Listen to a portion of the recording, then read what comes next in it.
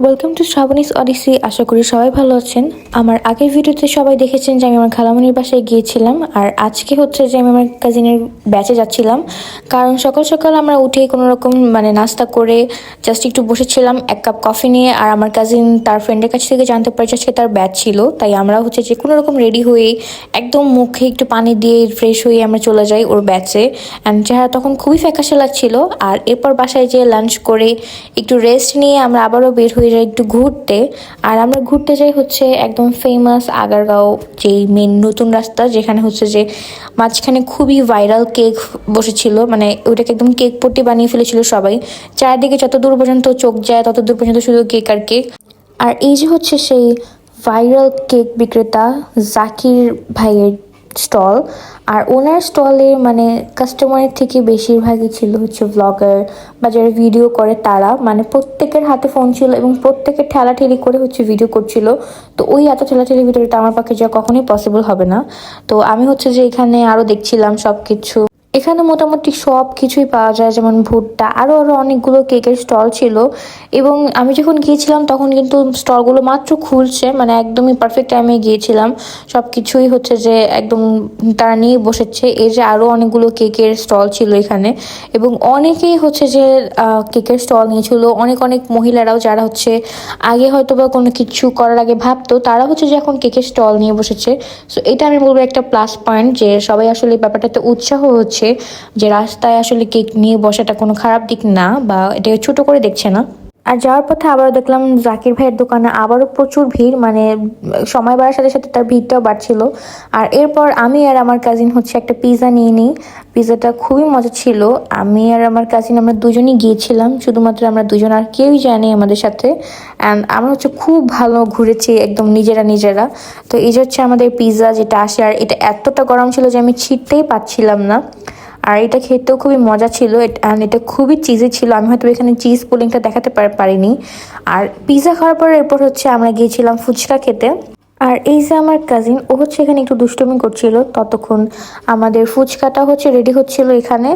আর এটা হচ্ছে যে একটা ভাই ভাই দোকান ছিল ফুচকা চটপটির, যেটা এখানে ফুচকাটা খুবই মজা ছিল। আমরা আগের বারও এখান থেকে ফুচকা নিয়েছিলাম। অ্যান্ড এই ফুচকাটার স্পেশাল জিনিস হচ্ছে টক পানি, এটাও অনেক মজা ছিল। এই যে দেখতেই পাচ্ছেন আমাদের ফুচকা। আর এখন হচ্ছে যে এখান থেকে আমি একটা ফুচকা নিব, দেন সেটাকে সুন্দর মতো একটুখানি সবকিছু ভিতরের দিকে দিয়ে একটু ভালো মতো আমি ভিতরে টক পানিটা ভরে নিব, কারণ আমি অনেক বেশি করে টক পানি নিয়ে খাই। আমার টক পানিটা খুবই পছন্দ হয়েছে এখানের। আর ভালো মতো টক পানি নেওয়ার পর এখন হচ্ছে আমার খাওয়ার পালা। আর এটা তো খুব সুন্দর মতো পেঁয়াজ, ধনিয়া পাতা, ডিম সবকিছু ছিল। আর এই যে হচ্ছে যে এখন আমি ফুচকাটা নিয়ে নিলাম, অ্যান্ড এটা খুবই মজার ছিল। সাথে সাথে খাওয়ার সাথে সাথে আমার মুখে একদম ফ্লেভারগুলো সব একসাথে মিক্সড হচ্ছিল, টক ঝাল মিষ্টি, প্রপার একটা টেস্ট ছিল ফুচকার, যেটা খুবই মজা ছিল। এরপর আমরা চলে যাই হচ্ছে একটা ছোলে ভাটুরের স্টলে, এবং সেখানে যে আমরা ছোলে ভাটুরে অর্ডার দিই।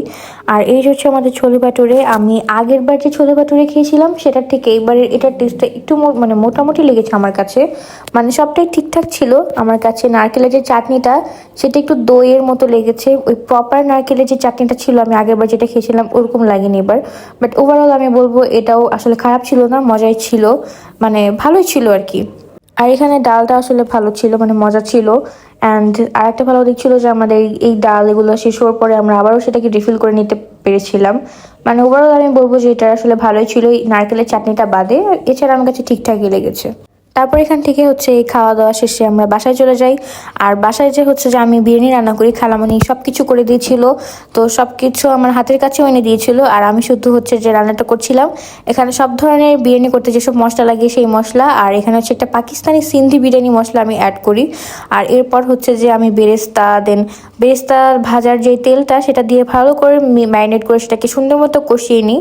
আর এরপর হচ্ছে যে একটি হাঁড়িতে আমি তেজপাতা, তারপরে শাহি জিরা, সব ধরনের মশলাগুলো দিয়ে একটুখানি লেবু দিয়ে তারপরে তেল দিয়ে সেই চালগুলোকে ফুটিয়ে নিই। আর এরপর হচ্ছে যে আমাদের ভাত রেডি হয়ে গেলে সেগুলোকে আমি লেয়ারে লেয়ারে বসিয়ে দিই।